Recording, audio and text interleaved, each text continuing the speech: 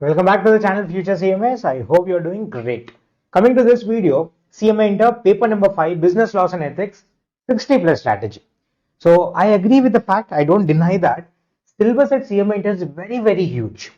Syllabus doesn't only focus on company law, the corporate laws, they also focus on the commercial laws, they focus on industrial laws and also have ethical topics. Get this clear, guys. As a cost accountant, you are omnipresent. You are present every single part of the economy.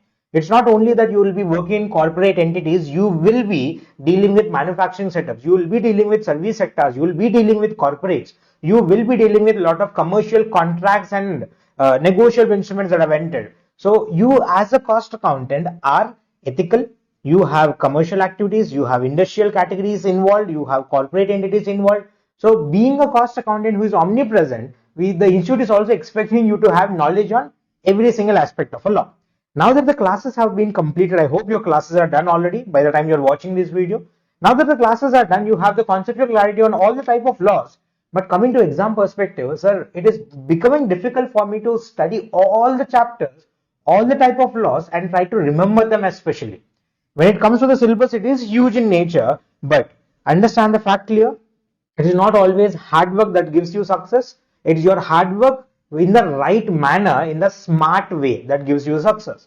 So to understand this, we have done a proper analysis of your syllabus 2022 where the ICMAI has been following a particular pattern.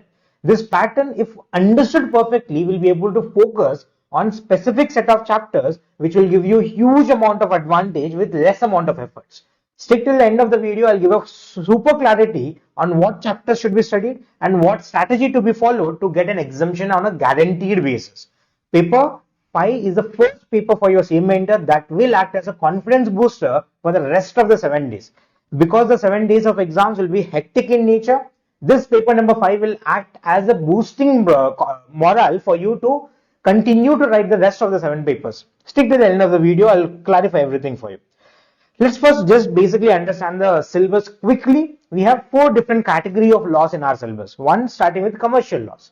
We have the Indian Contract Act, the major part of commercial laws. Then we have Sale of Goods Act, Indian Partnership Act, LLP, as well as your Negotiable Instruments Act. Then comes the second part of our syllabus, industrial laws. Industrial laws, we are more focused on the factory category. We are more focused on the employees, workers for them.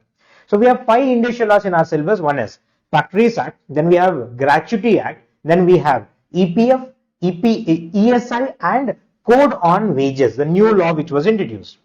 Then comes the company law. We have company law, a good chunk of company law from section numbers 1 to 122, which are covered through the chapters preliminary incorporation, prospectus, share capital, deposits, charges, management and administration. These 7 chapters are part of a syllabus. On top of this, they have also given us the board of directors introduction, which will be useful for your CMA final syllabus also. Then comes the last category, ethics. As a cost accountant, you should be very independent. Understand this, you are a cost accountant, you should be working independent manner. Your services as a cost accountant are gonna affect the entire Indian economy. Indian economy is depending upon you as a cost accountant. Hence, you must be ethical in nature. You should be able to decide what is right and what is wrong in the rightful situations. Business ethics and emotional intelligence. So, yes, agreed, syllabus is very huge in nature. But if you observe the last 4 attempts of your past papers, these are not MQPs, they are not model question papers. These are the actual past papers asked by ICMA for the last 4 attempts. So if you observe them careful, the question number 2 is always your Indian Contract Act. Question 2A is always your Indian Contract Act, the general category. Then comes the question 2B, which is always your Indian Contract Act, special contracts. Contract of bailment and pledge, indemnity guarantee and your agency. These special contracts have been mandatorily asked in every single attempt in question number 2B. That has been continuously followed in the same pattern. Now, if you analyze it carefully, if you study Contract Act, you should be able to write question number 2 proper. Then comes question number 3. Question number 3 is a combination of other commercial laws. Commercial laws, as we had 5 laws, excluding the Indian Contract Act, rest of the 4 categories, Sale of Goods Act, Indian Partnership Act, Negotiable Instruments and the LLP.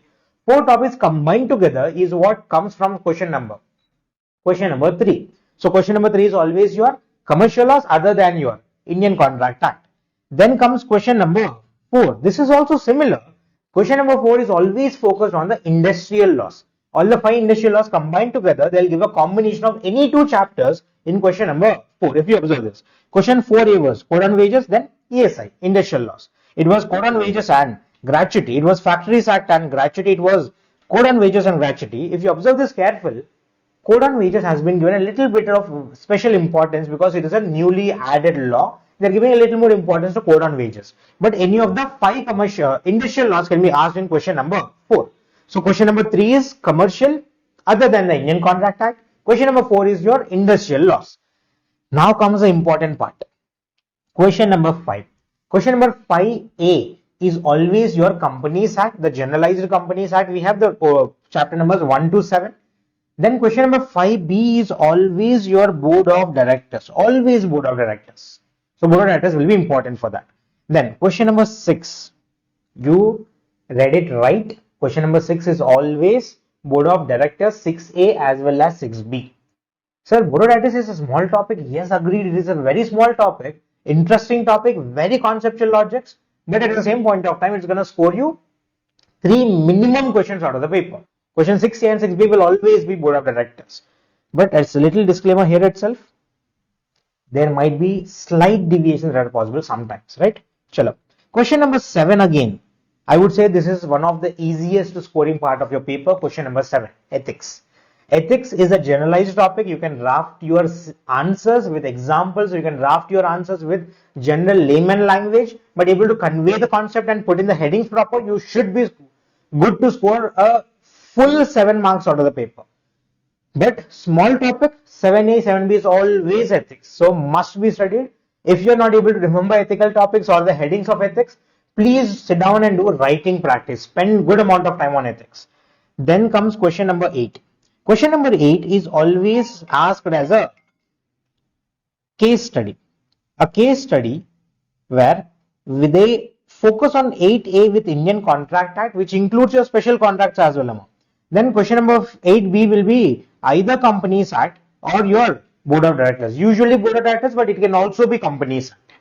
So, sir, all this is good. They have been following a similar pattern throughout the last number of attempts in syllabus 2022. So, what's the conclusion on this? What's the analysis of this entire paper pattern you have gone through? The first is, question number 2 is always Indian Contract Act. Question 7 is always Board of Directors. Sorry, 6 is always Board of Directors. 7 is always ethics. Question number 8 is a combination of Companies Act and Contract Act. Question 5 is a combination of Companies Act and Board of Directors. So, looking at the paper pattern, looking at the flow that ICMA is drafting the papers, I would say there are 3 chapters which are important. 3 chapters which will be able to fetch you entire 70 marks of the subjective part. And you guys know this. I hope you guys know this by the time you are watching these videos. Paper is divided into 2 parts. First part will have our MCQs. Second part will have the subjective part of the paper. MCQs are asked in question number 1, where they'll be asking 15 questions of 2 marks each, where there is no choice at all. Sir, if there is no choice at all, that means I have to learn all the chapters? Yes. You should have conceptual clarity on the all chapters to able to tackle MCQs. But these MCQs are again, most of the MCQs are repeated either from the study material or the MCQ booklet that is been issued by the ICMAI. So make sure that every single MCQ in your study material and MCQ booklet has been already followed. If you have taken our question bank has everything including the past papers. That should be enough. If otherwise, make sure that you are going through the study material and the MCQ booklet issued by ICMAI. Your 30 marks will be secure from that. You should have basic understanding of all the chapters. But coming to the subjective part, they will be giving you question numbers 2 to question 8. That means they'll have a total of 7 questions, out of which 7 questions we have to write a total of 5. That means we can take how many choice? 2 questions as a choice. Taking this choice into consideration, now the conclusion of this analysis we have done here is, we are required not to learn every single chapter. We are not required to memorize every single chapter. Our focus will be first and foremost on the ethics. The first, easiest and the most important chapter, ethics. Small topic, huge amount of weightage. It will come for 18 marks in the paper. Very, very important. That's my first priority. Second priority, I'll learn board of directors. Board of directors also again a small topic. If you have not watched, I have a marathon uploaded on our channel. Go through that. Board of directors will be a small topic. Again, this will not only be useful for CMA Inter but also for CMA final classes also.